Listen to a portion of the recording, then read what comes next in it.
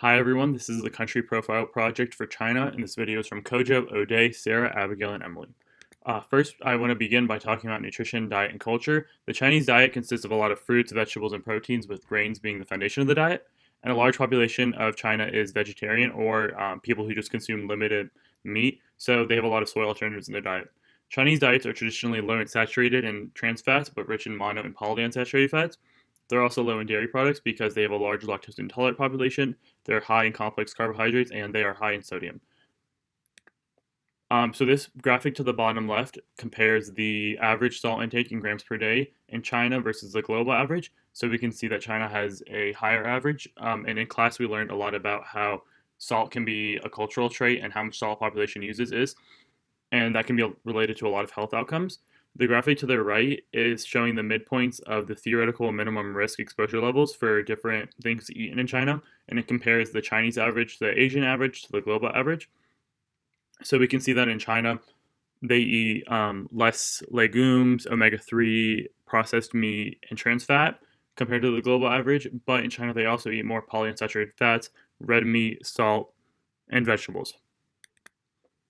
When we're talking about current issues and disparities in nutrition, it's important to talk about how diet, culture, and socioeconomic status varies a lot within China based on what region you're from. So the disparities are especially present when talking about rural versus urban regions, and that's shown through this example. So there's a 7% stunting prevalence in Beijing versus a 56 prevalence in Guizhou, and Beijing is urban and Guizhou is rural, which shows that disparity.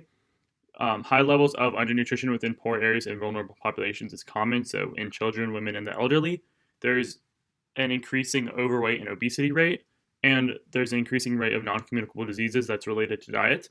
In the graphic in the bottom right corner, we can compare the urban and rural disparity by looking at the minimum acceptable diet by location, and the prevalence is much higher in urban areas than it is in rural. For intervention programs and policies, there are two main ones we're going to look at. First is Healthy China Action 2019 to 2030, which has specific targets in diet that the Chinese government hopes to achieve by 2030. So the first one is less than 5 grams of salt daily, which is cutting their 2012 intake by half. No more than 25 to 30 grams of edible oil daily. No more than 25 grams of sugar per day. Next is the National Nutrition Plan, and so that looks at targeting a range of malnutrition goals, nutrition monitoring, new dietary references, screening programs, healthy living campaigns, revised recommendations, nutritional labeling, fortification, and food education. This also focuses on meeting goals for decreasing stunting, obesity, anemia, and folic acid deficiencies. And there's a special focus on increasing breastfeeding until 6 months. And this program is also really focused on vulnerable populations, especially rural populations. Next, I wanted to look at MDGs and SDGs and see what changes China has made and what changes they hope to make. So first, for the MDGs, the main one is eradicating extreme poverty and hunger. So this data is for Eastern Asia, but the source talked about how most of the Eastern Asia changes can be accounted for from China. So there's a reduced rate of extreme poverty from 61% to 5%, and there's a reduced proportion of undernourished people from 23% to 10%. For the SDGs, the first one is no poverty. China signed on to the 6 100s pledge, which pledged to have 100 policies in each of the following 6 areas, which are poverty, agriculture, trade, healthcare facilities, climate change, and education centers, which is really supposed to help improve both the no poverty and zero hunger goals. China also participated in a voluntary 2016 SDG review that showed a determination to uplift rural residents out of poverty. For SDG number 2 of zero hunger, China has a target of national grain production of over 600 billion kilograms, and they're hoping to limit the rate of stunting and underweight in children, and they're also hoping to achieve zero growth in fertilizers and pesticides. For some nutrition statistics to compare to the last slide, the graphic on the right shows where China is right now in achieving their goals. So for under 5 stunting and under 5 wasting, they're on course to achieve the reduction rates they hope for. For low birth weight, there's some progress, but then for the rest, like under 5 overweight, exclusive breastfeeding, adult male and female obesity and diabetes and anemia, there's either no progress or it's worsening. And so we can compare that to the actual statistics on the left, and we can use that to look at what direction they're going in and how that's going to affect the population.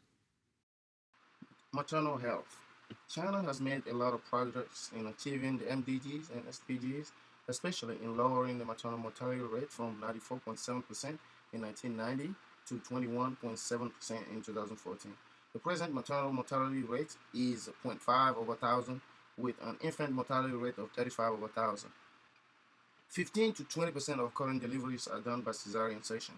Also, the use of contraceptive measures is on the rise. Over 86% of married women are using some form of contraceptive measure by 2014. The United Nations Popular Fund UNFPA vision is that every pregnancy is wanted, every childbirth is safe, and every young person's potential is fulfilled. In 2015, the two-child policy was announced by Chinese government in combination with a promise to improve public services, including child health care, reproductive health, and nursery services. UNFPA worked with the government to give reproductive rights to women to decide the number of children they want to have and the spacing between those children. In China, midwifery is not a separate profession. UNFPA is also working to make sure that it becomes a separate profession so that they can lower the number of cesarean deliveries. Maternal and child health.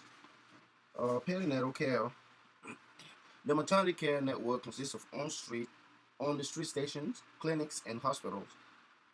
In 2012, the World Health Organization recognized China for exceeding Western Pacific regional goal of reducing the prevalence of chronic hepatitis B virus infection among children less than 5 years of age and eliminated neonatal and maternal tetanus. 50% discount was provided for hospital delivery, and 90 days maternity leave was also given to pregnant women. Under 5 childcare. The under 5 mortality rate is on the decline. In 2017, like the graph shows, it's all the way down to 9.3%. 9.3, it's not a percentage, 9.3.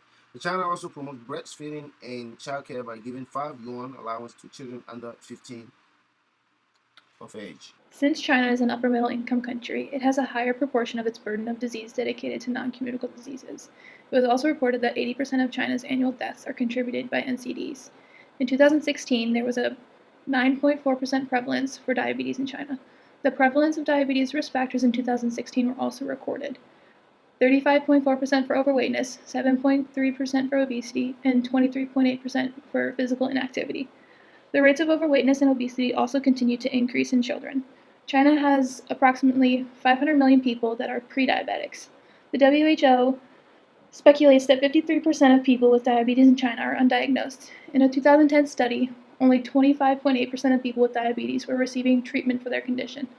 Undiagnosed cases of diabetes can lead to heart disease, kidney failure, and blindness. In 2016, alcohol consumption per capita was 7.2 liters. There was a prevalence of alcohol use disorders and alcohol dependence recorded, both of which have a higher prevalence in males. There are not many programs for people with alcohol use disorders. Some psychiatric hospitals have addiction units to treat patients, but these hospitals are located in large cities. Aside from these hospitals, there are minimal to no clinics to treat alcohol-specific problems. Training for healthcare workers in diagnosing and treating alcohol-related disorders is poor. However, there are legal measures in place to curb and control alcohol consumption. The legal blood alcohol concentration is 0.02%, and the legal age to purchase alcohol is 18, although this age limit was just implemented in 2006. About 300 million people smoke in China, and 28.1% of the population has been reported to smoke. About 1 million deaths per year are caused by tobacco. This number is projected to increase to 3 million by 2050. Only 25% of China's adults have a comprehensive understanding of the specific health hazards of smoking, and less than one-third of adults were aware of the dangers of secondhand smoke. This is probably due to the relaxed nature of warning labels and advertising. There is also no regulation of cigarette contents, with manufacturers and importers not having to disclose the contents of their products. Tobacco is also relatively inexpensive, costing only $3 with tax for a pack of 20 cigarettes in 2018. Since many people in China have disposable income, this is a habit they can afford to maintain regardless of the health effects. The incidence of various types of cancers across all ages and both sexes are listed at the bottom of this slide. The high incidence of lung cancer is more than likely due to the high number of smokers in China. The definition of mental health in China is different than most quote-unquote Western definitions. This topic is very in-depth, but to provide a broad sense of mental and behavioral health in China, it has a strong connection between mind, body, and spirit. An example of this connection is called qi. Qi is the energy that flows through any living being that must be balanced to be considered healthy. As with many other cases, data on mental and behavioral health in China is scarce. Therefore, the mental health status of the population cannot be truly evaluated. There are approximately 230 million people with cardiovascular disease in China. This means about 1 in 5 adults has cardiovascular disease. It is projected that cardiovascular events, such as heart attacks, will increase by 50% by 2030. This is due to risk factors of cardiovascular disease, like smoking and diabetes, increasing. 40% of deaths in urban areas from 2004 to 2005 were due to injuries. Drowning is the leading type of injury to children 0 to 14 years old, and falls are the leading type of injury for adults 75 or older. A common theme throughout most of these non-communicable diseases is the risk of developing a disease from diets too high in sugar and fat and not getting enough exercise. Therefore, if China can make strides in changing these behaviors and aspects of people's lives, the rate of non-communicable diseases can be reduced. The Chinese government's Ministry of Health is in the process of writing an action plan to combat cardiovascular disease, COPD, diabetes, and other NCDs that can be mitigated by behavioral changes. There are currently 39 infectious diseases that are known in China. They are classified as A, B, or C according to their epidemic levels and potential population threats. Groups A and B represent categories of diseases with high risk of outbreaks, while Group C are less infectious. Zoonotic infections such as severe acute respiratory syndrome, rabies, and influenza pose constant threats to Chinese residents. There are also insect infestations, such as malaria, that affect large regions. There were major outbreaks in the 1960s and 70s, but no longer pose a major threat. Ongoing government mobilized mass movement for vector control is an effective method for eliminating mosquitoes. China is also exposed to a variety of natural hazards, including droughts, earthquakes, floods, heat waves, and landslides. In between 2000 and 2015, natural disasters affected some 1.6 billion people and caused over $300 billion in damages. Also, the country's coast has seasonal storms that hit regularly, and typhoons make landfall, the highest rate in the world. There's also increased flooding that's happened over the past few decades that has caused thousands of people to relocate and resulted in direct economic loss. There is mass movement of wet landslides that are common in western China, as western China is known for fertile farming grounds, heavy rains that are seasonally common, and this intensifies the risks of landslides. Earthquakes are common triggers for landslides because the shaking loosens boulders and sediment that rolls downhill, gathering rock as it forms a flow. There are coastal inhabitants that number over 130 million that are exposed to sea level rise, tropical storms, and flooding. There are numerous public health campaigns and relief systems that are put into place all over the country to help those affected by natural disasters and improve sanitary conditions. Water problems in China come from a combination of a growing population and severe water shortages. Northern China is chronically short on water due to severe droughts. Additionally, the Yellow River in China is so polluted it can no longer supply drinking water, and the rapid growth of megacities, like Beijing, have drained the underground aquifers that supply the country with clean, safe water. One 2014 study showed that 83% of China's population had access to safe water. Lack of sources of clean water have caused conflicts between farmers, factories, environmentalists, and economic planners between different cities. For sanitation, in 2015, 329 million people were without access to at least basic sanitation.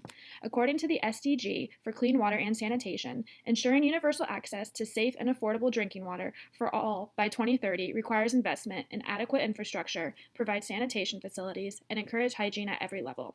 China has said they are committed to implementing these plans by 2030. For hygiene, in April of 2015, a toilet revolution was instilled as a way to combat the unhygienic public bathroom conditions.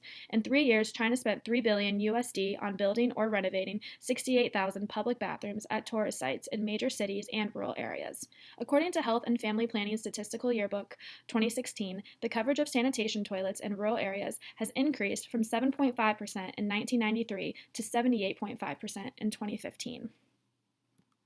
3 factors affect Chinese people regarding environmental conditions. The first is air pollution. China's war on air pollution came from their rapid growth combined with the emissions released from coal as their main source of energy. Emissions from this coal burning create a smog that is sometimes so bad airports are forced to shut down due to lack of visibility. China faces about 1.6 million premature deaths a year as a result of air pollution. As people begin to live longer, older people are becoming more susceptible to diseases likely caused by air pollution. As mentioned earlier, air pollution can also be linked to China's high rates of lung cancer. The next factor is water pollution. The dumping of industrial chemicals, agricultural waste, and urban wastewater has contaminated China's water sources. Because of this, tap water in China is undrinkable. It must first be boiled or drank directly from a water bottle, which can be bought at most convenience stores. And the last is soil contamination. A recent widespread production and the use of toxic chemicals in agriculture and manufacturing industries have contributed to the contamination of water and farmland.